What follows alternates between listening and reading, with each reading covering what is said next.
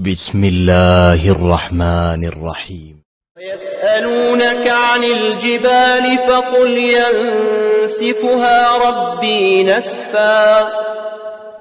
فيذرها قاعا صفصفا لا ترى فيها عوجا ولا أمتا يومئذ يتبعون الداعي لا عوج له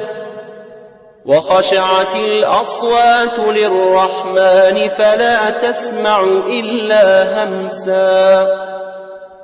يومئذ لا تنفع الشفاعة إلا من أذن له الرحمن ورضي له قولا يعلم ما بين أيديهم وما خلفهم ولا يحيطون به علما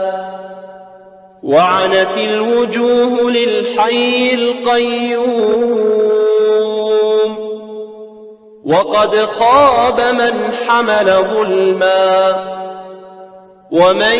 يعمل من الصالحات وهو مؤمن فلا يخاف ظلما ولا هضما وكذلك أنزلناه قرآنا عربيا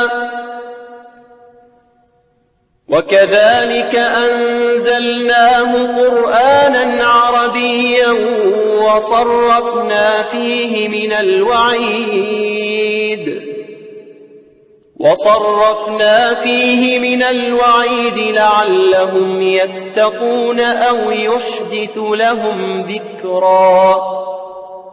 فتعالى الله الملك الحق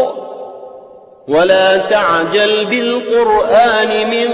قبل أن يقضى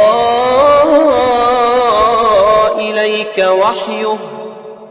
وقل رب زدني علما.